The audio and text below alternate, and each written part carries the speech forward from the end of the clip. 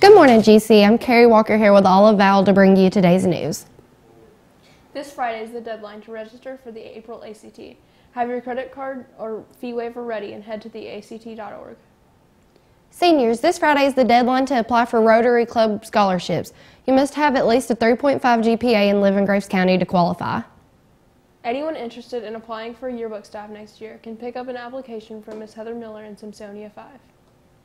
Students, please remember to bring your TI-84 calculators in on March 12th. That is the ACT day. It's that time of year again, Can Madness. Starting March 7th and ending the 22nd, bring in as many cans as possible to your 4A class. You can keep up with the competition by looking at the big bracket posted in the comments. The winning class will receive Frosties. Any class that is on the same side of the bracket and helps out the winning class will get cupcakes. Good luck. Graves County Schools will be in session on March 15th. This had been scheduled as a teacher work day, but we will now be in school for a makeup day. Any girl interested in participating in Girls Who Code should contact Ms. Gaddis or Ms. Kester in the help desk. This group will meet once a week after school for 9 weeks. Teams will create some really cool coding projects. You do not need to know how to code to join. During the break, Nelson Browning shares the final regional tournament update of the year. And Justin Mason examines the dangers of too many energy drinks.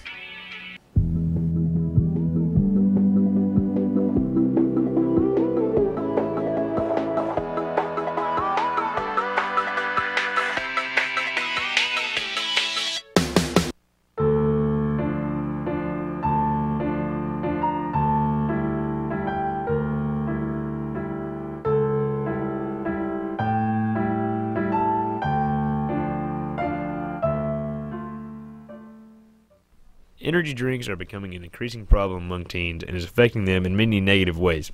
We asked the school nurse at Graves County High School how energy drinks affect the body. Today I'm going to be asking, what are the harmful effects of energy drinks? Well, there are several, and especially if we're talking about teenagers and kids. Number one, the amount of caffeine and sugars that are in those can cause a lot of trouble, especially for younger kids. And I'm calling you a kid. I know you're a teenager, but just because your body is developing, it can cause trouble with your stomach, nausea, vomiting, diarrhea. It can make your blood sugar be really high, which can make you jittery, dizzy. A lot of kids will have the sensation that they want to pass out. They may see spots. And then worst case scenario, some cardiac dysrhythmias. There's been cases of people who have actually died. And the common factor is they were drinking energy drinks. Energy drinks also negatively affect teen school performance. We asked the same nurse, and this is what she said. And how do you think that affects school performance? I think it's bad for school performance because, initially you may feel really, really good after you've drank one because, you may feel like you have a lot of energy, but then you're going to have a big crash or, a sugar crash. So where you were feeling really excited and energetic, then all of a sudden you're really, really tired. And the symptoms that I mentioned earlier, nausea, dizzy, and when you feel those things, obviously you can't concentrate and perform well in school or on your job. As Nurse Wilson said, energy drinks are very harmful for students. They will temporarily provide an energy boost, but in the long run, they will only harm the consumer. At the end of the day, you would be much better off with a bottle of water. For GCTV, I'm Justin Mason.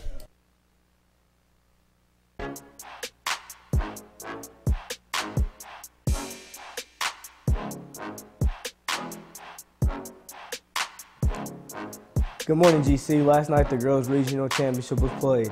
Murray beat Marshall 38-29. The Tigers will play #1 ranked Raul Wednesday, March 13th at Rupp Arena at 7 o'clock. Murray senior Lizzie Curtis was named tournament MVP.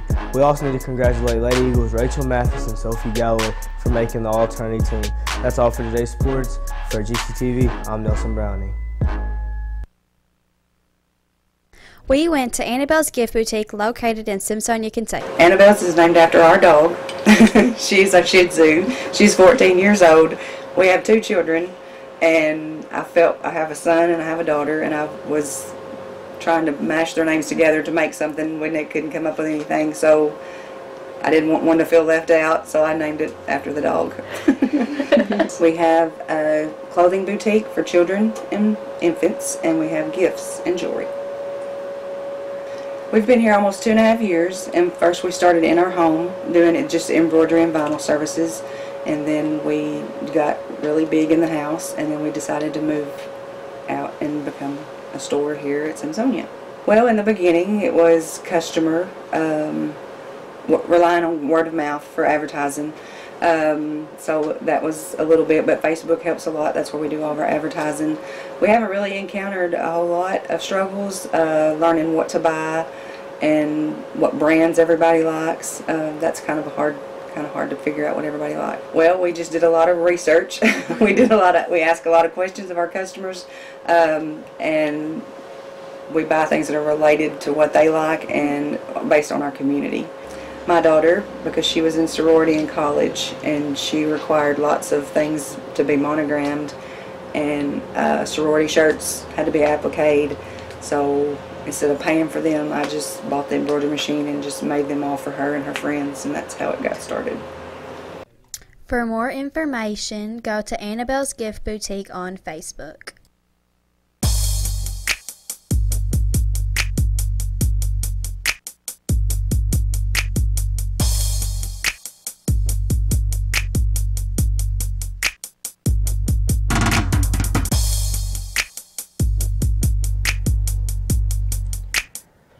If you're interested in signing up for men or women's choir next year, you'll need to find a choir student. They have sign-up sheets for next year's men and women's choir. FBLA is selling Pura Vida bracelets as a fundraiser for $5 each. You can buy one from any FBLA officer or see Miss Rickman in Sedalia 16. Attention AP students, if you want to register to take an AP exam this May, you must register and pay a deposit by Tuesday, March 12th. See Miss Leonard in the guidance office to sign up. Faith Elder won electronic career portfolio competition. Gavin Nolan took second place in advertising, and Avery Bradley got second place in digital video production. Corey Redden took second place in social media campaign. Elsie Peters got second place in journalism, and the team of Kennedy Dowdy, Emma Purcell, and Hannah Williams placed second in global business. Abby Severs also took third place in accounting 1. Evan Williams got third place in impromptu speaking, and Sarah Throgmorton placed third in job interview. Kaylee Leonard and Avery McLean earned their place with their local chapter annual business report, while Kaylee Leonard also teamed up with Pearson Purdue to take third place in publication design. Sarah Throgmorton was elected FBLA Region 1 President, and the GCHS FBLA earned a Local Leadership Challenge Bronze Level Award. Congratulations, y'all. GCHS will be open during spring break from 8 o'clock to 3 p.m. for students that need to earn makeup time. Students must bring something to work on, and they must show progress in hours. That's all for today's news. For GCTV, I'm Carrie Walker. And I'm Olive Vowell. Have a great day, GC.